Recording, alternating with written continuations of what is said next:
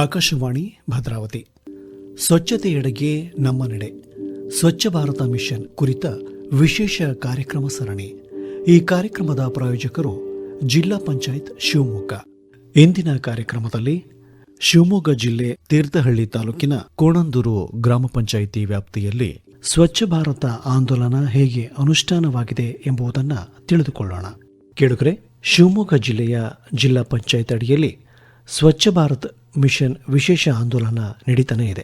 ಏನು ಈ ಸ್ವಚ್ಛ ಭಾರತ ಮಿಷನ್ ಅಂದರೆ, ಸರ್ಕಾರದಿಂದ ಪ್ರತಿ ಗ್ರಾಮ ಪಂಚಾಯಿತಿಯಲ್ಲಿ ಪ್ರತಿ ಹಳ್ಳಿಗಳು ಸ್ವಚ್ಛವಾಗಿರಬೇಕು ಮತ್ತು ಪ್ರತಿ ಮನೆಯಲ್ಲಿ ಸ್ವಚ್ಛತೆಯನ್ನು ಹೇಗೆ ಕಾಪಾಡ್ಕೋಬೇಕು ಅನ್ನುವ ಕಾರ್ಯಕ್ರಮ. ಈ ಸ್ವಚ್ಛ ಭಾರತ ಮಿಷನ್ನಲ್ಲಿ ವಿವಿಧ ಘಟಕಗಳಿರುತ್ತವೆ. ಆದರೆ ಸ್ವಚ್ಛ ಭಾರತ ಮಿಷನ್ ಮುಖ್ಯ ಕಾರ್ಯಕ್ರಮವೇನೆಂದರೆ ಜನರಿಗೆ ಸ್ವಚ್ಛತೆಯ ಅರಿವನ್ನು ಮೂಡಿಸುವುದಾಗಿದೆ. ಈ ನಿಟ್ಟಿನಲ್ಲಿ ಇಂದು ಶಿವಮೊಗ್ಗ ಜಿಲ್ಲೆ ತೀರ್ಥಹಳ್ಳಿ ತಾಲೂಕು ಕೋಣಂದೂರು ಗ್ರಾಮ ಪಂಚಾಯಿತಿ ವ್ಯಾಪ್ತಿಯ ಕೆಲವು ಮಾಹಿತಿಗಳನ್ನು ಕೇಳೋಣ. ಇಲ್ಲಿನ ಅಧ್ಯಕ್ಷರು, ಉಪಾಧ್ಯಕ್ಷರು, ಮುಖ್ಯ ಬರಹಗಾರರು ಹಾಗೂ ಪಂಚಾಯಿತಿ ಅಭಿವೃದ್ಧಿ ಅಧಿಕಾರಿಗಳು ಈ ಗ್ರಾಮ ಪಂಚಾಯಿತಿ ವ್ಯಾಪ್ತಿಯಲ್ಲಿ ಸ್ವಚ್ಛ ಭಾರತ ಅಭಿಯಾನ ಹೇಗೆ ಅನುಷ್ಠಾನವಾಗಿದೆ ಎಂಬುದನ್ನು ಅವರಿಂದನೇ ಕೇಳಿ ತಿಳ್ಕೊಳ್ಳೋಣ.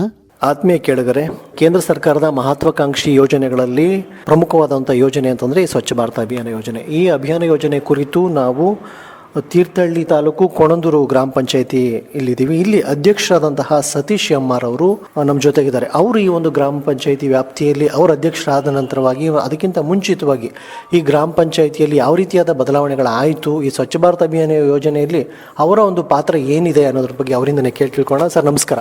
ನಾನು ಕೋಣಂದೂರು ಗ್ರಾಮ ಪಂಚಾಯಿತಿ ಅಧ್ಯಕ್ಷರು ಎಂ.ಆರ್. ಸತೀಶ್ ಮಂಗಳಗೋಪಿ ಅಂತ ಹೇಳಿ. ನಾನು 2020-21 ಗ್ರಾಮ ಪಂಚಾಯತಿ ಆಯ್ಕೆಯಾಗಿ ಇಲ್ಲಿಗೆ ಬಂದಿರುತ್ತೇನೆ. ಈ 2ನೇ ಟರ್ಮಲ್ಲಿ ಅಧ್ಯಕ್ಷರಾಗಿ ಕಾರ್ಯನಿರ್ವಹಿಸ್ತಿದ್ದೆ. ಆದರೆ 2020-21 ಬಂದಲ್ಲಿಂದನೂ ಸಹ ನಾವು ಸ್ವಚ್ಛತೆಗೆ ಜಾಸ್ತಿ ಆದ್ಯತೆ ಈ ಪಂಚಾಯತಿಲಿ ಕೊಡ್ತಾ ಬಂದು. ಯಾಕೆಂದರೆ ಇದು ಜನಸಾಂದ್ರತೆ ಜಾಸ್ತಿ ಇರೋದರಿಂದ ತೀರ್ಥಹಳ್ಳಿ ತಾಲೂಕಲ್ಲಿ ಪಂಚಾಯಿತಿಲಿ ಹೆಚ್ಚು ಜನಸಂಖ್ಯೆ ಸಾಂದ್ರತೆ ಇರುವಂಥ ಒಂದು ಕೋಣಂದೂರು ಪಂಚಾಯಿತಿ. ಹಾಗಾಗಿ ಇಲ್ಲಿ ಸ್ವಚ್ಛತೆ ಬಗ್ಗೆ ಹೆಚ್ಚು ಒತ್ತು ಕೊಟ್ಟು ನಾವು ಇದ್ರ ಬಗ್ಗೆ ಬೇರೆ ಬೇರೆ ಪಂಚಾಯಿತಿಗೂ ಇದರ ಬಗ್ಗೆ ಘಟಕಗಳನ್ನು ನೋಡಲಿಕ್ಕೂ ಸಹ ಒಂದು ಅಧ್ಯಯನ ಶಿಬಿರ ಅಂತ ಅಧ್ಯಯನ ಮಾಡಿದ್ದು. ಆದರೂ ಸಹ ನಮ್ಮಲ್ಲಿ ಮೊದಲು ಜನ ಅದಕ್ಕೆ ರೆಸ್ಪಾನ್ಸ್ ಕಡಿಮೆ ಇತ್ತು. ಆಮೇಲೆ ನಾವು PDOಗಳು, ಸಂಬಂಧಪಟ್ಟ ಉಪಾಧ್ಯಕ್ಷರು, ಅಧ್ಯಕ್ಷರು, ಸದಸ್ಯರು ಎಲ್ಲರ ಸಹಕಾರದೊಂದಿಗೆ ಅವರಿಗೆ ಮನಮುಟ್ಟುವ ಹಾಗೆ, ನೀವು ಏನು ಕಸಗಳನ್ನು ಚಿರಂಡಿ ಅಥವಾ ಬೇರೆ ಅಗತ್ಯ ಇಲ್ಲದ ವಸ್ತುಗಳಲ್ಲಿ ಹಾಕ್ತೀರೋ, ನಿಮಗೆ ಅಗತ್ಯ ಇರೋ ವಸ್ತುಗಳನ್ನು ಕಸಗಳನ್ನು ನೀವೇ ಮನೆಯಲ್ಲಿಟ್ಟುಕೊಂಡು ಅಗತ್ಯ ಇಲ್ಲಿದ್ದಂಥ ನಮ್ಮ ಗಾಡಿಗೆ ಒಣ ಕಸ ಮತ್ತು ಹಸಿ ಕಸ 2 ಬಕೆಟ್ಗಳನ್ನು ನಾವು ಅವರಿಗೆ ಹಿಂದೆ ನೀಡಿದ್ದು ಪಂಚಾಯತಿಯಿಂದ. ಅವೆರಡೂ ಬಕೆಟ್ಗಳಲ್ಲೂ ಒಣ ಕಸ ಮತ್ತು ಹಸಿ ಕಸ ಬೇರ್ಪಡಿಸಿ ಕೊಡಬೇಕು ಅಂತ ಹೇಳಿ ಗಾಡಿಗೆ ಹಾಕ್ತಾಯಿದ್ರು.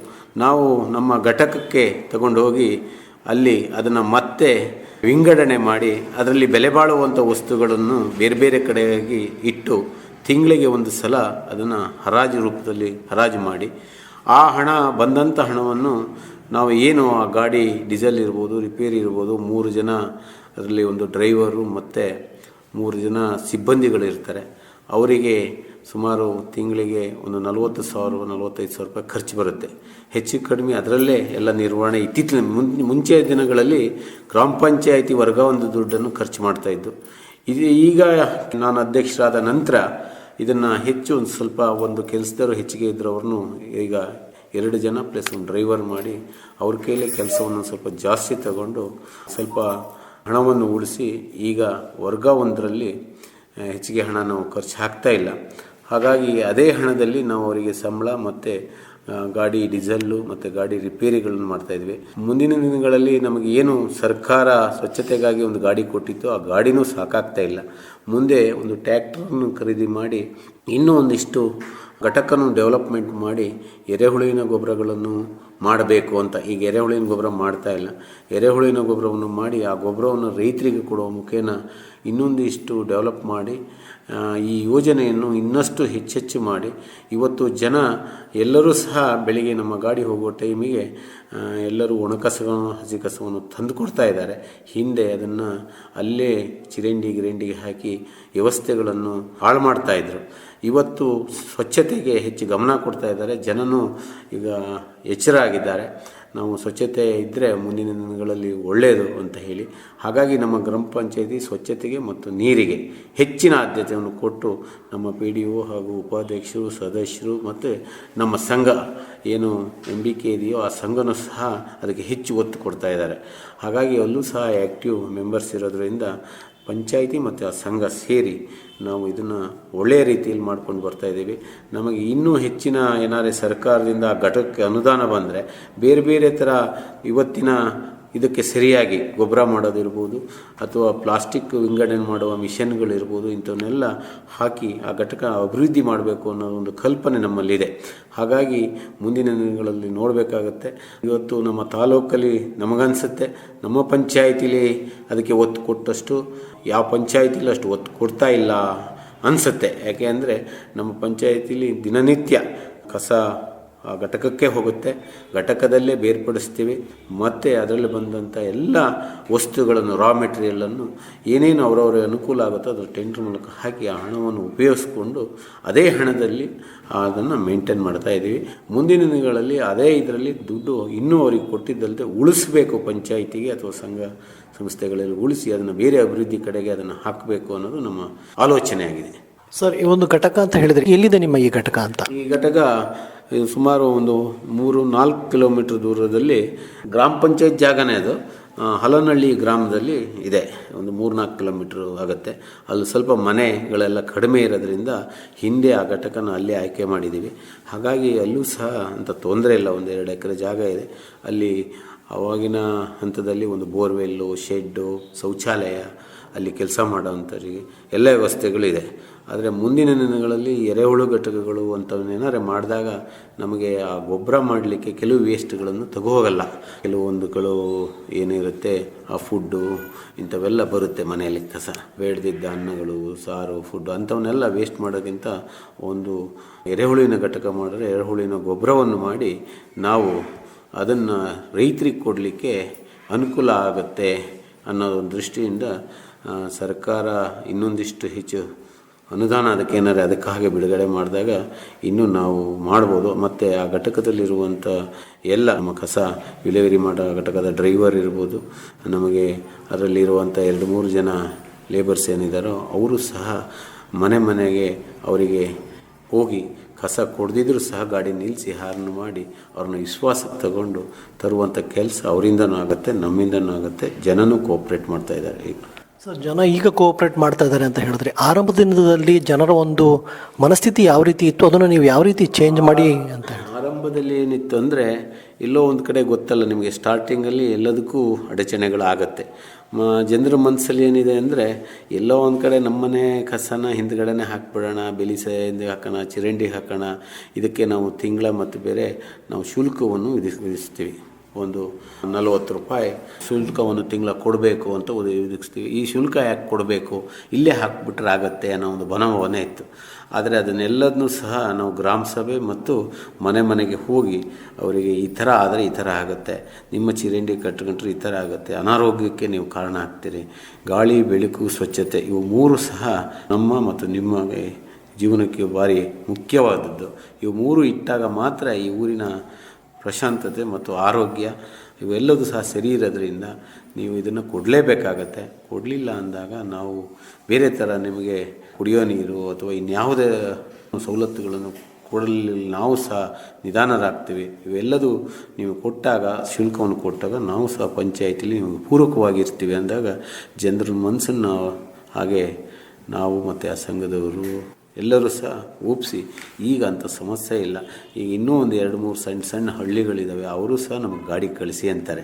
ಹಳ್ಳಿಯಲ್ಲಿ ಗೊತ್ತಲ್ಲ ನಿಮಗೆ, ಒಂದು 2-3 ಹಳ್ಳಿಗಳಲ್ಲಿ ಏನು ತೊಂದರೆ ಇಲ್ಲ, ಅಲ್ಲಿ ಬೇಕಾದಷ್ಟು ಜಾಗ ಇರುತ್ತೆ, ಅವ್ರದ್ದೇ ಗೊಬ್ಬರ ಗುಂಡಿ ಇರುತ್ತೆ, ಗೊಬ್ಬರ ಮಾಡ್ತಾರೆ. ಮತ್ತು ಕೆಲವೆಲ್ಲ ಈಗಲೂ ಅವರು ಎಜುಕೇಟೆಡ್ ಆಗಿದ್ದಾರೆ, ಬಾಟ್ಲಿಗಳನ್ನೆಲ್ಲ ಬೇರೆ ಬೇರೆ ಚೀಲಕ್ಕೆ ಹಾಕಿ ಕಳಿಸೋಂಥ ವ್ಯವಸ್ಥೆ ಆಗುತ್ತೆ. ಇನ್ನೂ ಮುಂದಿನ ದಿನಗಳಲ್ಲಿ ಇನ್ನೂ ಹೆಚ್ಚು ಅರಿವು ಮೂಡಿಸುವಂಥ ಕೆಲಸ ಮಾಡ್ತೀವಿ. ಸಾರ್ವಜನಿಕರಲ್ಲಿ ಜಾಗೃತಿ ಮೂಡಿಸಲಿಕ್ಕೆ ಗ್ರಾಮ ಪಂಚಾಯತಿ ವ್ಯಾಪ್ತಿಯಲ್ಲಿ ಯಾವ್ಯಾವ ಕಾರ್ಯಕ್ರಮಗಳನ್ನು ತಾವು ಹಮ್ಮಿಕೊಂಡ್ರಿ ಅಂತೀರಿ ಸರ್? ಒಂದು ಗ್ರಾಮ ಸಭೆಯಲ್ಲಿ ಜಾಗೃತಿ ಮೂಡಿಸಿದ್ದು, ವಾರ್ಡ್ ಸಭೆಯಲ್ಲಿ ಜಾಗೃತಿ ಮೂಡಿಸಿದ್ದು, ಮತ್ತು ಈಗೇನಾಗಿದೆ, ಒಬ್ಬರು ಕಸ ಕೊಟ್ಟು ಒಬ್ಬರು ಕೊಡಲಿಲ್ಲ, ಒಬ್ಬರು ಚರಂಡಿ ಹೇಳಿದಾಗ ಆ ಫಲಾನುಭವಿಗಳೇ ನಮಗೆ ಗ್ರಾಮ ಪಂಚಾಯತ್ ದೂರು ಕೊಡ್ತಿದ್ರು, ಪಕ್ಕದ ಮನೆಯವರು ಕಸ ಚರಂಡಿ ಹಾಕ್ತಿದ್ದಾರೆ ನೋಡಿ ಅಂತ ಹೇಳಿ. ಅವಾಗ ನಾವು ಅವ್ರಿಗೆ ಹೋಗಿ ತಿಳಿ ಹೇಳಿ, ನಾವು ಪಿ ಡಿ ಅವರು ಸಂಬಂಧಪಟ್ಟ ನಮ್ಮ ಟೀಮು ಏನು ಪಂಚಾಯತಿ ಒಳಗೆ ಟೀಮ್ ಇದೆಯೋ ಅದು ಹೋಗಿ ಹೀಗೆ ನೀವು ಗಾಡಿಗೆ ಹಾಕಬೇಕು, ನೀವು ಶುಲ್ಕ ಕೊಡಲೇಬೇಕು ಅಂದಾಗ ಅವರು ಸಹ ಮಾಡಿ ಗಾಡಿಗೆ ಕೊಡ್ತಾ ಇದ್ದಾರೆ. ಯಾರೂ ಸಹ ಇವತ್ತು ಚರಂಡಿ ಹಾಕೋದು ಹಿಂದ್ಗಡೆ ಹಾಕೋದು ಮಾಡ್ತಾ ಇಲ್ಲ. ಯಾಕೆ ಅಂದರೆ ಎಲ್ಲರೂ ಸಹ ಒಬ್ಬರು ಕೂಲಿ ಮಾಡೋರು ಸಹ ಗಾಡಿಗೆ ಹಾಕ್ತಿದ್ದಾರೆ, ಆ ದುಡ್ಡು ಹಣ ಕಟ್ತಾ ಇದ್ದಾರೆ. ಒಳ್ಳೆಯದು ಸರ್, ಧನ್ಯವಾದ, ನಮಸ್ಕಾರ. Thank you sir. ಉಪಾಧ್ಯಕ್ಷರಾದಂತಹ ಶ್ರೀಮತಿ ಸುಜಾತಾ ಚೂಡಾಮಣಿ ಅವರು ಇದ್ದಾರೆ. ಅವರು ಈ ಒಂದು ಗ್ರಾಮ ಪಂಚಾಯಿತಿ ಮಟ್ಟದಲ್ಲಿ ಸ್ವಚ್ಛ ಭಾರತ ಅಭಿಯಾನ ಯೋಜನೆಯಲ್ಲಿ ಅವರು ಬಂದ ನಂತರವಾಗಿ ಆಗಿರ್ತಕ್ಕಂಥ ಕೆಲಸಗಳ ಬಗ್ಗೆ ಅವರಿಂದನೇ ಕೇಳೋಣ. ಅಮ್ಮ ನಮಸ್ಕಾರ. ಎಲ್ರಿಗೂ ನಮಸ್ಕಾರ. ನಾನು ಸುಜಾತಾ ಚೂಡಾಮಣಿ ಹಾಲೇಸರ, ಕೊಣಂದೂರು ಗ್ರಾಮ ಪಂಚಾಯತಿಗೆ ಉಪಾಧ್ಯಕ್ಷರಾಗಿ ಆಯ್ಕೆಯಾಗಿದ್ದೇನೆ. ಸ್ವಚ್ಛತೆಯ ಬಗ್ಗೆ ತುಂಬಾ ಇಂಪ್ರೂವ್ ಆಗಿದೆ ಕೊಣಂದೂರು ಗ್ರಾಮ ಪಂಚಾಯತಿಯಲ್ಲಿ. ಈಗ ಕಸ ಕೊಡೋದರಲ್ಲಾಗಲಿ ಎಲ್ಲರಿಗೂ ಒಂದು ಬಕೆಟ್ ಕೊಟ್ಬಿಟ್ಟು ಅವರಿಗೆ ಹಸಿ ಕಸ ಮತ್ತು ಒಣ ಕಸ ಎರಡನ್ನೂ ವಿಂಗಡಣೆ ಮಾಡಿ ಕೊಡಬೇಕಂತ ಅವರಿಗೆ ಹೇಳಿರ್ತೀವಿ.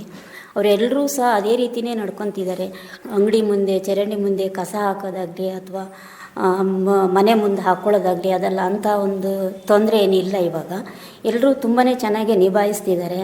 ಹಾಗೆಯೇ ಒಂದು ನಾಯಿ ಆಗಲಿ, ಒಂದು ಬೆಕ್ಕಾಗಲಿ, ಒಂದು ಇಲಿ ಆಗಲಿ, ಹೆಗ್ಣ ಆಗಲಿ ಅಥವಾ ಒಂದು ಜಾನುವಾರಾಗಲಿ ಏನೇ ಬಿದ್ದರೂ ಕೂಡ ನಮ್ಮ ಡ್ರೈವರು ಎತ್ಕೊಂಡು ಎಷ್ಟೇ ರಾತ್ರಿ ಆಗಲಿ ಎಷ್ಟೇ ಹಗಲಾಗಲಿ ಹೋಗಿ ಕರ್ತಕ್ಷಣವೇ ಬಂದುಬಿಟ್ಟು ಅವರೆಲ್ಲದನ್ನು ಅದು ನಿಭಾಯಿಸ್ಕೊಂಡು ಹೋಗ್ತಿದ್ದಾರೆ. ಹಾಗೆಯೇ ಒಂದು ಮಳೆಗಾಲದಲ್ಲಿ ರೋಡಲ್ಲಿ ಕೆಸರಲ್ಲಿ ಗಾಡಿಗಳು ಸ್ಕಿಡ್ ಆಗೋದು ಅಥವಾ ಹೋಗದೇ ಇರೋದು ಅಂಥ ಸಮಯದಲ್ಲೂ ಸಹ ಅವರು ತುಂಬಾ ಸಹಾಯ ಮಾಡ್ತಾರೆ. ಎಲ್ಲರೂ ಚೆನ್ನಾಗಿ ನಿಭಾಯಿಸ್ಕೊಂಡು ಹೋಗ್ತೀವಿ. ಮನೆಯಲ್ಲಿ ನಾವು ಕೂಡ ಎಲ್ಲರಿಗೂ ಸಹ ನೀವು ಹಸಿ ಕಸ ಒಣ ಕಸ ವಿಂಗಡಣೆ ಮಾಡಿಕೊಡಿ, ಯಾವತ್ತೂ ಒಟ್ಟಾಗಿ ಕೊಡಬೇಡಿ, ತುಂಬಾ ತೊಂದರೆ ಆಗುತ್ತೆ ಅಂತ ಯಾವಾಗಲೂ ನಾವು ಮನೆಗೆ ಗೊತ್ತಿದ್ದವರಿಗೆಲ್ಲ ನಾವು ಸಾಮಾನ್ಯಕ್ಕೆ ಹೇಳ್ತಾನೆ ಇರ್ತೀವಿ. ಅದೇ ರೀತಿ ಅವ್ರು ನಡ್ಕೊಂಡು ಬರ್ತಿದ್ದಾರೆ. ಹಾಗಾಗಿ ನಮ್ಮಲ್ಲಿ ಅಂಗಡಿ ಮುಂದೆ ಅಲ್ಲಿ ಇಲ್ಲಿ ಕಸ ಬೀಳೋದು ತುಂಬಾ ಕಡಿಮೆ ಆಗಿದೆ. ಎಲ್ಲರೂ ಅಲ್ಲಿ ಕಸ ಇದೆ ಇಲ್ಲಿ ಕಸ ಇದೆ, ಕಸ ತೆಗಿಯಲ್ಲ, ಗ್ರಾಮ ಪಂಚಾಯತ್ಗೆಲ್ಲ ತುಂಬ ಕಂಪ್ಲೇಂಟ್ಸ್ ಎಲ್ಲ ಬರ್ತಿತ್ತು ಅವಾಗ. ಇವಾಗ ಆ ರೀತಿ ಕಂಪ್ಲೇಂಟ್ಸ್ ಎಲ್ಲ ಇಲ್ಲ. ಗ್ರಾಮ ಪಂಚಾಯತ್ಗೆ ತುಂಬಾ ಇದನ್ನೆಲ್ಲ ತುಂಬ ಚೆನ್ನಾಗಿ ನಿಭಾಯಿಸ್ತಾ ಇದೆ.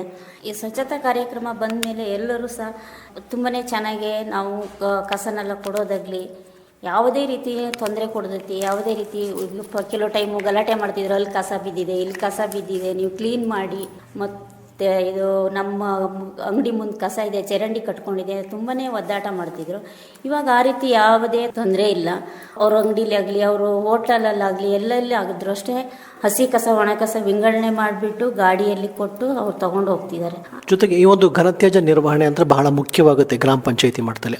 ಅದರ ನಿರ್ವಹಣೆ ಯಾವ ರೀತಿ ನಡೀತದೆ ಅಂತ ಹೇಳ್ತೀರಿ? ಕಬ್ಬಣ, ಪ್ಲಾಸ್ಟಿಕ್ಕು, ಆಮೇಲೆ ಎಲ್ಲ ಐಟಮ್ಸು, ಗಾಜು ಆಗಲಿ ಬಳೆ ಪ್ರತಿಯೊಂದು ಬೇರೆ ಬೇರೆ ರೀತಿಯಲ್ಲಿ ವಿಂಗಡಣೆ ಮಾಡಿ ಅದನ್ನು ಸಪ್ರೇಟಾಗಿ ಕೊಡ್ತಾರೆ. ಅದೇ ಬಾರದೇ ಇರೋ ವಸ್ತುಗಳನ್ನು ಸುಟ್ಟಾಕ್ತಾರೆ. ಗೊಬ್ಬರ ಅಂಥದಕ್ಕೆಲ್ಲ ಬರೋ ಅಂಥ ವಸ್ತುಗಳನ್ನು ಗೊಬ್ಬರ ಮಾಡ್ತಾರೆ. ಆ ರೀತಿ ಎಲ್ಲ ಮಾಡಿಬಿಟ್ಟು ವಿಂಗಡಣೆ ಮಾಡ್ತಿದ್ದಾರೆ. ಜನರ ಸಹಭಾಗಿತ್ವ ನಿಮ್ಮ ಜೊತೆಗೆ ಯಾವ ರೀತಿ ಇದೆ ಅಂತ ಹೇಳ್ತೀರಿ? ನಮ್ಮ ಜೊತೆ ಇವಾಗ ಚೆನ್ನಾಗೇ ಇದೆ. ಯಾವುದೇ ರೀತಿ ಅವರೇನು ಜಗಳ ಆಗಲಿ ಅಥವಾ ಗಲಾಟೆ ಆಗಲಿ ಆ ರೀತಿ ಆಯಿತು ಈ ರೀತಿ ಆಯಿತು ಅಂತ ಯಾವ ರೀತಿ ಹೇಳಲ್ಲ. ಈಗ ಚೆನ್ನಾಗಿ ತುಂಬಾ ಚೆನ್ನಾಗಿ ಸ್ವಚ್ಛತೆ ಬಗ್ಗೆ ರೆಸ್ಪಾನ್ಸ್ ಮಾಡ್ತಾ ಬಂದಿದ್ದಾರೆ. ಅದೇ ರೀತಿ ನಡ್ಕೊಂಡು ಹೋಗ್ತಿದ್ದಾರೆ.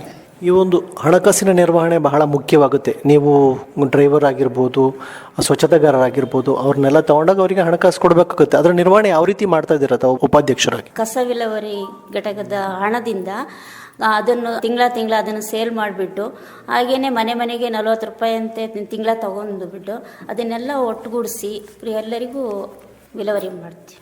ಆರಂಭ ದಿನದಲ್ಲಿ ತಮ್ಮ ಗ್ರಾಮ ಯಾವ ರೀತಿ ಇತ್ತು, ತಾವು ಬಂದ ನಂತರವಾಗಿ ಸ್ವಚ್ಛ ಭಾರತ ಆದ ನಂತರವಾಗಿ ಯಾವ ರೀತಿ ಆಗಿದೆ ಅಂತ?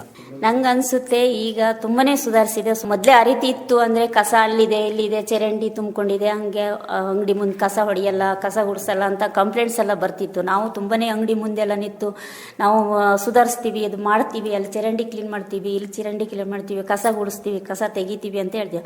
ಅದೇ ರೀತಿ ನೀವು ಕೂಡ ನಿಮ್ಮ ಕಸನ ನಿಮ್ಮ ಅಂಗಡಿ ಮುಂದೆ ಎಸಿದೇನೆ ನೀವು ಬಕೆಟಿಗಳಿಗೆಲ್ಲ ಹಾಕಿ ನಮಗೆ ಕೊಡಿ, ನಾವು ತೊಗೊಂಡು ಹೋಗ್ತೀವಿ ಅಂತ ಆ ರೀತಿ ಅವ್ರೇನು ನಮ್ಮ ಮನದಟ್ಟು ಮಾಡಿದ್ದೀವಿ ಸರ್. ಒಳ್ಳೆಯದಮ್ಮ, ನಮಸ್ಕಾರ. ನಮಸ್ಕಾರ ಎಲ್ಲರಿಗೂ. ಕೇಳುಗರೆ, ಕೊಣಂದೂರು ಗ್ರಾಮ ಪಂಚಾಯಿತಿಯ ಮುಖ್ಯ ಬರಹಗಾರರಾದಂತಹ ಸುಮಾ ಅವರು ನಮ್ಮ ಜೊತೆ ಇದ್ದಾರೆ.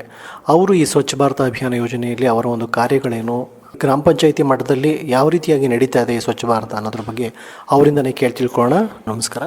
ನಮಸ್ಕಾರ. ಕೋಣದೂರು ಗ್ರಾಮ ಪಂಚಾಯಿತಿಯ ವ್ಯಾಪ್ತಿಯ ಕುವೆಂಪು ಸಂಜೀವಿನಿ ಗ್ರಾಮ ಪಂಚಾಯಿತಿ ಮಟ್ಟದ ಒಕ್ಕೂಟದಲ್ಲಿ ನಾನು ಮುಖ್ಯ ಪುಸ್ತಕ ಬರಹಗಾರರಾಗಿ ಕಾರ್ಯವನ್ನು ನಿರ್ವಹಿಸುತ್ತಿದ್ದೇನೆ. ನಮ್ಮ ಒಕ್ಕೂಟ ರಚನೆಯಾಗಿ 5 ವರ್ಷಗಳಾಗಿದ್ದು, ನಾನು 4 ವರ್ಷಗಳಿಂದ MBK ಆಗಿ ಕಾರ್ಯನಿರ್ವಹಿಸುತ್ತಿದ್ದು, 3 ವರ್ಷಗಳಿಂದ ಒಕ್ಕೂಟ ಮತ್ತು ಗ್ರಾಮ ಪಂಚಾಯಿತಿಯ ನಡುವೆ ಒಪ್ಪಂದ ಏರ್ಪಟ್ಟಿದ್ದು, ಪಂಚಾಯಿತಿ ವ್ಯಾಪ್ತಿಯಲ್ಲಿ ಉತ್ತಮ ರೀತಿಯಲ್ಲಿ ಹಿಂದೆಯೂ ಕೂಡ ನಡೆಯುತ್ತಿತ್ತು. ಆದರೆ 3 ವರ್ಷದ ಈಚೆಗೆ ನಾವು ಒಕ್ಕೂಟದ ಸಹಕಾರ ಹಾಗೂ ಪಂಚಾಯಿತಿಯ ಸಹಕಾರದೊಂದಿಗೆ ನಾವು ಘಟಕವನ್ನು ನಡೆಸುತ್ತಿದ್ದು, 3 ಜನ ಸದಸ್ಯರು ಇಲ್ಲಿ ಕಾರ್ಯವನ್ನು ನಿರ್ವಹಿಸುತ್ತಿದ್ದಾರೆ. ಡ್ರೈವರ್ ಮಾಲ್ತೇಶ್ವರು ತುಂಬ ಚೆನ್ನಾಗಿ ಗಾಡಿಯನ್ನು ಹಾಗೂ ಮನೆ ಮನೆಗೆ ಭೇಟಿ ನೀಡಿ ಹಾರನ್ ಆ ಥರ ಹಾಕುವುದರ ಮೂಲಕ ಜನರನ್ನು ಸೆಳೆಯುವಂಥ ಪ್ರಯತ್ನವನ್ನು ಮಾಡಿ ಘಟಕವನ್ನು ಉತ್ತಮ ರೀತಿಯಲ್ಲಿ ನಡೆಸುತ್ತಿದ್ದೇವೆ. ಮತ್ತು 2 ಕಸ ವಿಂಗಡಣೆ ಮಾಡುವ ಸದಸ್ಯರು ನಾವು ಸಂಘದ ಸದಸ್ಯರನ್ನು ಆಯ್ಕೆ ಮಾಡಿಕೊಂಡಿದ್ದು, ಅವರು ಹಸಿ ಕಸ ಒಣ ಕಸವನ್ನು ಗಾಡಿಯಲ್ಲಿ ವಿಂಗಡಣೆಯನ್ನು ಮಾಡಿಕೊಂಡು, ಹಾಗೆ ಘಟಕದಲ್ಲಿಯೂ ಸಹ ಉಳಿದ ಕಸ ವಿಂಗಡಣೆಯನ್ನು ಮಾಡಿಕೊಂಡು ಉತ್ತಮ ರೀತಿಯಲ್ಲಿ ಕಾರ್ಯವನ್ನು ನಿರ್ವಹಿಸುತ್ತಿದ್ದಾರೆ. ಈ ಒಂದು ಘಟಕ ಅಂತ ಹೇಳಿದ್ರಲ್ಲ, ಇಲ್ಲಿ ಗ್ರಾಮ ಪಂಚಾಯತಿಯಿಂದ ಎಷ್ಟು ದೂರ ಇದೆಯಮ್ಮ? ಅದು 4 ಕಿಲೋಮೀಟರ್ ಆಗುತ್ತೆ ಇಲ್ಲಿಂದ. ಕಸ ವಿಂಗಡಣೆ ಮಾಡಿದ ಕಸವನ್ನು ತೆಗೆದುಕೊಂಡು ಘಟಕಕ್ಕೆ ಹೋಗಿ ಅಲ್ಲಿ ಆ ಕಸವನ್ನು ವಿಲೇವಾರಿ ಮಾಡಿ ಅಲ್ಲಿ ಕಸವನ್ನು ವಿಂಗಡಣೆ ಮಾಡಿ ಪ್ಲಾಸ್ಟಿಕ್ ಕಪ್ಸು, ಬಾಟಲ್ಸು, ರಟ್ಟು ಇನ್ನೂ ಅನೇಕ ವಿಧಗಳಾಗಿ ವಿಂಗಡಿಸಿ ಅವುಗಳನ್ನು ಶೇಖರಣೆ ಮಾಡಿ ತಿಂಗಳಿಗೆ ಒಂದು ಸಾರಿ ಅವುಗಳನ್ನು ಸೇಲ್ಸ್ ಮಾಡುವಂಥ ಕೆಲಸವನ್ನು ನಡೀತಾ ಇದೆ. ನಿಮ್ಮ ಜೊತೆಗೆ ಈ ಒಂದು ಅಧ್ಯಕ್ಷರಾಗಿರ್ಬೋದು, ಉಪಾಧ್ಯಕ್ಷರಾಗಿರ್ಬೋದು, ಸದಸ್ಯರಾಗಿರ್ಬೋದು, ಅವರೊಂದು ಒಡನಾಟ ನಿಮ್ಮ ಯಾವ ರೀತಿ ಸಿಗ್ತದೆ ಅಂತ ಹೇಳ್ತೀರಿ ಈ ಗ್ರಾಮ ಪಂಚಾಯತಿ ಮಟ್ಟದಲ್ಲಿ ತಮಗೆ?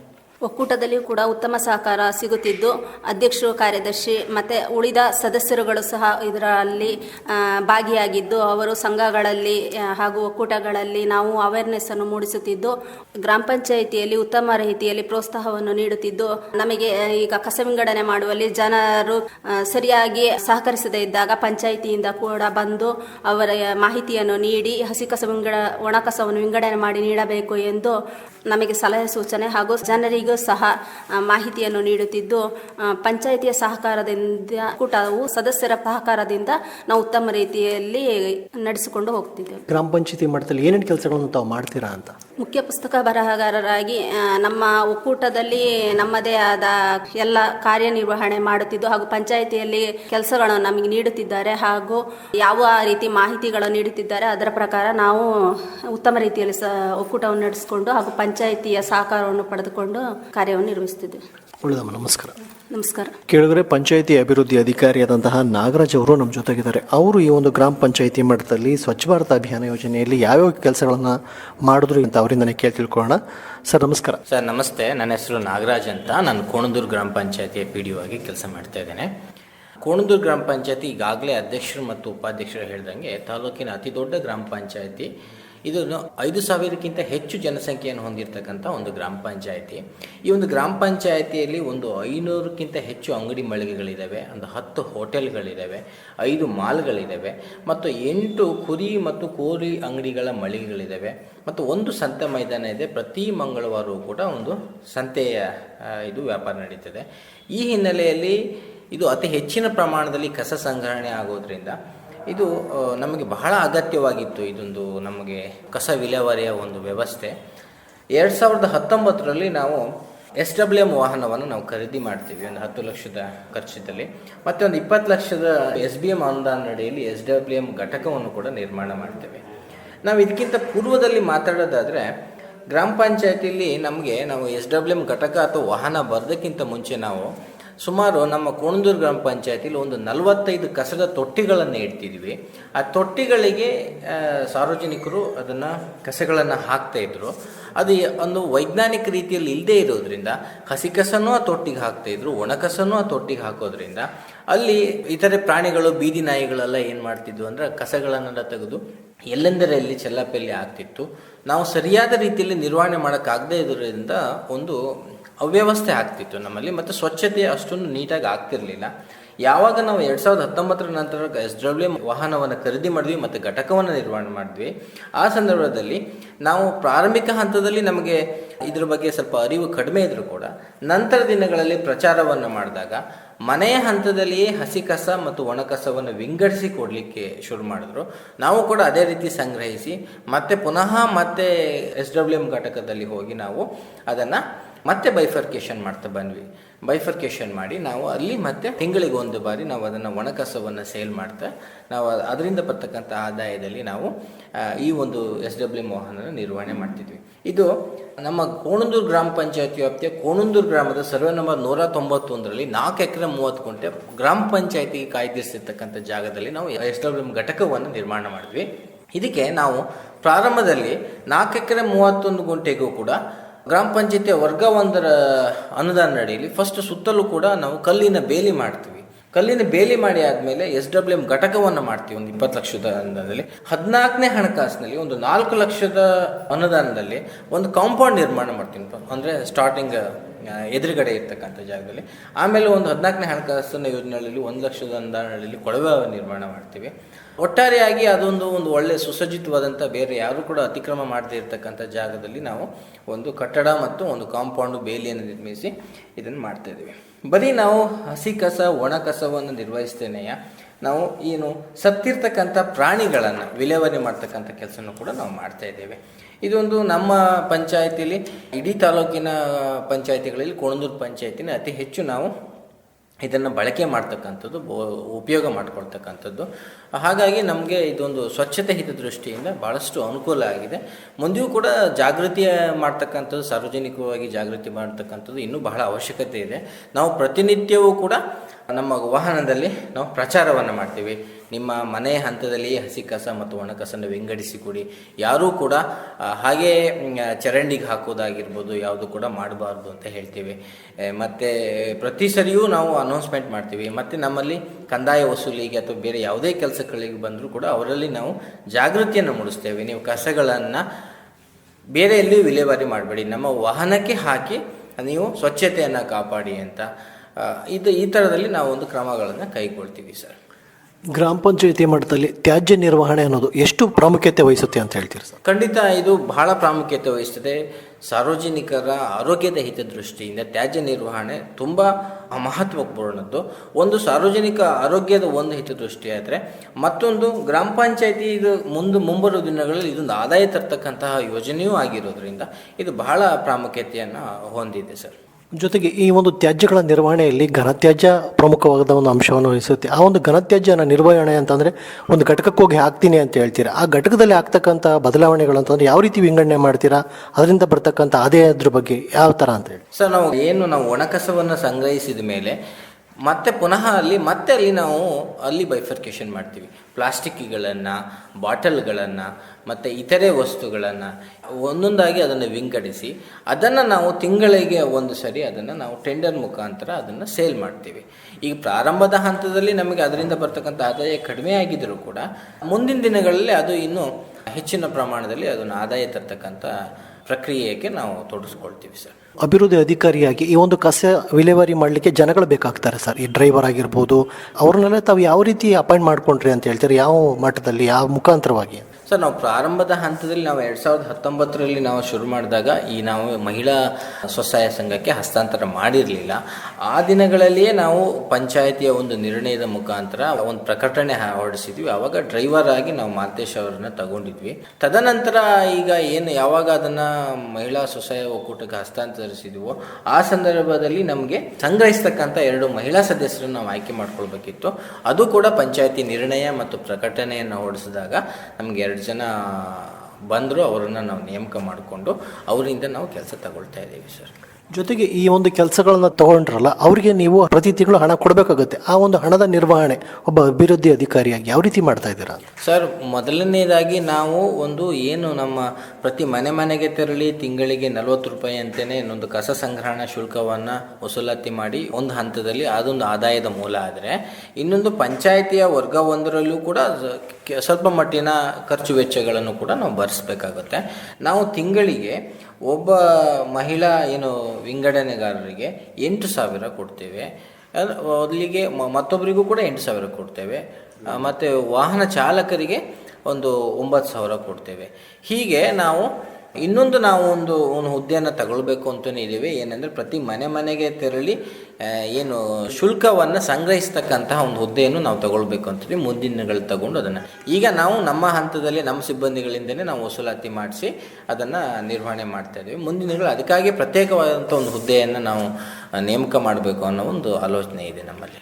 ನಿಮಗೆ ಈ ಒಂದು ನಿಯೋಜಿತ ಈಗ ಸದಸ್ಯರಾಗಿದ್ದಾರಲ್ಲ, ಅಧ್ಯಕ್ಷರಾಗಿರ್ಬೋದು, ಉಪಾಧ್ಯಕ್ಷರಾಗಿರ್ಬೋದು, ಸದಸ್ಯರಾಗಿರ್ಬೋದು, ಅವರ ಒಂದು ಸಪೋರ್ಟು ತಮಗೆ ಯಾವ ರೀತಿ ಇದೆ ಅಂತ ಹೇಳ್ತೀರಾ ಗ್ರಾಮ ಪಂಚಾಯತಿ ಮಟ್ಟದಲ್ಲಿ? ಖಂಡಿತವಾಗಿ ಸರ್, ನಮಗೆ ಚುನಾಯಿತ ಪ್ರತಿನಿಧಿಗಳ ಸಹಕಾರ ಇಲ್ಲದೆ ಇದ್ದರೆ ಇಷ್ಟೊಂದು ಯಶಸ್ವಿಯಾಗಿ ನಾವು ನಿರ್ವಹಿಸಲಿಕ್ಕೆ ಸಾಧ್ಯನೇ ಇಲ್ಲ. ಬಹಳ ಮುಖ್ಯವಾಗಿ ಈ ಹಿಂದಿನ ತಾಲೂಕ್ ಪಂಚಾಯತಿ ಕಾರ್ಯನಿರ್ವಾಹಕ ಅಧಿಕಾರಿಯಾಗಿರ್ತಕ್ಕಂಥ ಶ್ರೀಮತಿ ಆಶಾಲತಾ ಮೇಡಮ್ ಅವರು ಹಾಗೂ ಪ್ರಸ್ತುತ ಕಾರ್ಯನಿರ್ವಾಹಕ ಅಧಿಕಾರಿಯಾಗಿರ್ತಕ್ಕಂಥ ಶ್ರೀಮತಿ ಶೈಲಾ ಮೇಡಮ್ ಅವರ ಒಂದು ಪೂರ್ಣ ಮಟ್ಟದ ಸಹಕಾರದಿಂದ ಈ ಒಂದು ಘನತ್ಯಾಜ್ಯ ವಿಲೇವಾರಿ ಘಟಕದ ನಿರ್ವಹಣೆ ಬಹಳ ಯಶಸ್ವಿಯಾಗಿ ಆಯಿತು ಅಂತಲೇ ಹೇಳ್ಬೋದು. ನಮ್ಮ ಈಗ ಪ್ರಸ್ತುತ ಇರ್ತಕ್ಕಂಥ ಅಧ್ಯಕ್ಷರು ಶ್ರೀಯುತ ಮಂಗಳ ಗೋಪಿಯವರಾಗಿರ್ಬೋದು ಅಥವಾ ನಮ್ಮ ಉಪಾಧ್ಯಕ್ಷರು ಸುಜಾತ ಚೂಡಮಣಿಯವರು ಅತ್ಯಂತ ಉತ್ತಮ ರೀತಿಯಲ್ಲಿ ಸಹಕಾರವನ್ನು ಮಾಡ್ತಾರೆ ಮತ್ತು ಎಲ್ಲ ರೀತಿಯಲ್ಲೂ ಒಂದು ಉತ್ತಮವಾದಂಥ ಸ್ಪಂದನೆ ಮಾಡ್ತಾರೆ. ನಾವು ಯಾವುದೇ ಒಂದು ಯೋಜನೆ ಕಸ ಘಟಕಕ್ಕೆ ಸಂಬಂಧಪಟ್ಟಂಗೆ ಯಾವುದೇ ಒಂದು ವಿಷಯಗಳನ್ನು ಪ್ರಸ್ತಾಪಿಸಿದ್ರು ಕೂಡ ಅದಕ್ಕೊಂದು ಸಕಾರಾತ್ಮಕವಾದಂಥ ಒಂದು ಅವರಿಂದ ಒಂದು ಸಹಕಾರ ಸಿಗುತ್ತೆ ಮತ್ತು ಎಲ್ಲ ಸಂದರ್ಭಗಳಲ್ಲಿಯೂ ಕೂಡ ಅವರು ನಮ್ಮ ಜೊತೆಗೆ ನಿಲ್ತಾರೆ. ಸಾರ್ವಜನಿಕರಿಗೂ ಕೂಡ ಅವರು ಅದನ್ನು ಒಂದು ಕನ್ವಿನ್ಸ್ ಮಾಡ್ತಕ್ಕಂಥದ್ದು, ಒಂದು ಮನವೊಲಿಕೆ ಮಾಡ್ತಕ್ಕಂಥದ್ದು ಭಾಳ ಯಶಸ್ವಿಯಾಗಿ ಮಾಡ್ತಾರೆ. ಈ ಹಿಂದಿರ್ತಕ್ಕಂಥವರು ಕೂಡ ಅದರ ಬಗ್ಗೆನೂ ಕೂಡ ಭಾಳ ಒಲವನ್ನು ತೋರಿಸಿದ್ರು. ಎಲ್ಲ ಹಿಂದಿರ್ತಕ್ಕಂಥ ಎಲ್ಲ ಅಧ್ಯಕ್ಷರು ಮತ್ತು ಸದಸ್ಯರು, ಈಗಿರ್ತಕ್ಕಂಥ ಅಧ್ಯಕ್ಷರು ಸದಸ್ಯರು ಎಲ್ಲರೂ ಕೂಡ ಇದಕ್ಕೊಂದು ಉತ್ತಮ ಮಟ್ಟದ ಸಹಕಾರವನ್ನು ಮಾಡ್ತಾರೆ. ಹಾಗೆಯೇ ನಾವು ಬರೀ ಕಸ ಸಂಗ್ರಹಣೆ ಇದು ಜೊತೆಗೆ ನಾವು ಯಾವುದೇ ಒಂದು ಸಾರ್ವಜನಿಕ ಕಾರ್ಯಕ್ರಮಗಳು ನಡೆದರೆ ಅಲ್ಲಿ ಊಟ ಅಥವಾ ಏನೇ ಒಂದು ನಡೀತಾ ಇರ್ತಕ್ಕಂಥದ್ದಾಗ ಅಲ್ಲಿ ಹಾಕ್ತಕ್ಕಂಥ ತಟ್ಟೆಗಳಾಗಿರ್ಬೋದು, ಪ್ಲಾಸ್ಟಿಕ್ಗಳಾಗಿರ್ಬೋದು ಮತ್ತು ಎಲ್ಲೆಂದರೆ ಎಲ್ಲಿ ಹಾಕ್ತಾರೆ ಅನ್ನೋ ಹಿನ್ನೆಲೆಯಲ್ಲಿ ನಾವು ಮುಂಚಿತವಾಗಿಯೇ ಅವರು ನಮ್ಮಲ್ಲಿಗೆ ಒಂದು ಮನವಿಯನ್ನು ಕೊಟ್ಟರೆ ನಾವು ಅಲ್ಲಿಗೆ ಗಾಡಿಯನ್ನು ಕಳಿಸಿ ಅಲ್ಲಿರ್ತಕ್ಕಂಥ ಏನು ತ್ಯಾಜ್ಯಗಳನ್ನು ನಮ್ಮ ಗಾಡಿಗೆ ಹಾಕಿ ನಾವು ನಮ್ಮ ಹಂತದಲ್ಲಿ ಕಸ ಘಟಕಕ್ಕೆ ಹೋಗಿ ನಾವು ವಿಲೇವಾರಿ ಮಾಡ್ತೀವಿ. ಯಾಕೆಂದರೆ ನಮಗೆ ಅದು ಸಾರ್ವಜನಿಕ ಕಾರ್ಯಕ್ರಮಗಳಿಗೆ ಕೆಲವೊಮ್ಮೆ ಏನು ಟಿಫನ್ ಮಾಡಿರ್ತಾರೆ ಅಥವಾ ಊಟ ಮಾಡಿರ್ತಾರೆ, ತಟ್ಟೆಗಳನ್ನು ಎಲ್ಲಿ ಬೇಕಾದ್ರೆ ಎಲ್ಲಿ ಎಸೆದಿರ್ತಾರೆ, ಪ್ಲಾಸ್ಟಿಕ್ಗಳನ್ನು ಎಸೆದಿರ್ತಾರೆ, ಅಲ್ಲಿ ಸ್ವಚ್ಛತೆಯನ್ನು ಹಾಳಾಗುವ ಹಿನ್ನೆಲೆಯಲ್ಲಿ ನಾವು ಈ ಕ್ರಮವನ್ನು ಕೂಡ ಕೈಗೊಂಡಿದ್ದೀವಿ ಸರ್. ತಾವೊಬ್ಬ ಅಭಿವೃದ್ಧಿ ಅಧಿಕಾರಿಯಾಗಿ ಪ್ರಾರಂಭದಲ್ಲಿ ಇದ್ದಂತಹ ಸವಾಲುಗಳ ಬಗ್ಗೆ ಏನು ಹೇಳ್ತೀರಿ ತಮಗೆ? ಸರ್, ಪ್ರಾರಂಭದಲ್ಲಿ ನಮ್ಮಲ್ಲಿ ನಾವು 45 ಕಸದ ತೊಟ್ಟಿಗಳಿದ್ದಾವೆ ಅಂತ ನಾವು ಮುಂಚೆನೇ ಪ್ರಸ್ತಾಪ ಮಾಡಿದ್ವಿ. ಈ ಕಸದ ತೊಟ್ಟಿಗಳನ್ನು ತೆಗಿಲಿಕ್ಕೆ ಕೂಡ ಸಾರ್ವಜನಿಕ ವಿರೋಧ ಇತ್ತು. ನೀವು ಕಸ ತೊಟ್ಟಿ ತೆಗೆದ್ರೆ ನಾವು ಕಸ ಎಲ್ಲಿ ಹಾಕ್ತೀವಿ, ಎಲ್ಲಿ ಹಾಕಬೇಕು, ನೀವು ನಮ್ಮ ಟೈಮಿಂಗ್ಸಿ ನೀವು ನಾವು ಗಾಡಿಗಳನ್ನು ವಾಹನಗಳು ಕಳಿಸ್ತೀವಿ, ನೀವು ನಮ್ಮ ಟೈಮಿಗೆ ಕಳಿಸಲ್ಲ, ನಮ್ಮ ಬೇಕಾದ ಟೈಮಿಗೆ ನಾವು ಕಸದ ತೊಟ್ಟಿಗೆ ನಾವು ಕಸಗಳನ್ನು ಹಾಕ್ಬೋದು. ಹಾಗಾಗಿ ನಮ್ಗೆ ಈ ಥರದ ಒಂದು ಸಮಸ್ಯೆಗಳು ಸೃಷ್ಟಿಯಾಯಿತು.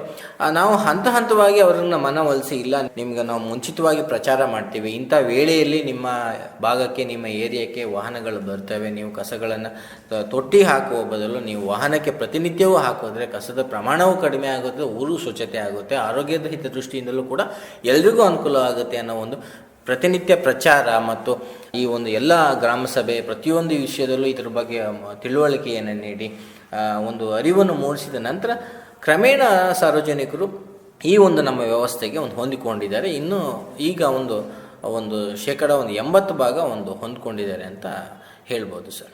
ಕಡೆಯದಾಗಿ ಹೇಳಬೇಕು ಅಂತಂದರೆ ಮುಂದಿನ ಒಂದು ಕನಸುಗಳು ಏನು ಇಟ್ಕೊಂಡಿದ್ರಿ ಈ ಒಂದು ಗ್ರಾಮ ಪಂಚಾಯತಿ ಮಟ್ಟದಲ್ಲಿ? ಸರ್, ನಮ್ಮಲ್ಲಿ ಈಗ ಬಹಳ ಪ್ಲಾಸ್ಟಿಕ್ ಮುಕ್ತ ಗ್ರಾಮ ಆಗಬೇಕು ಅನ್ನೋದು ನಮ್ಮದೊಂದು ಕಲ್ಪನೆಗಳು.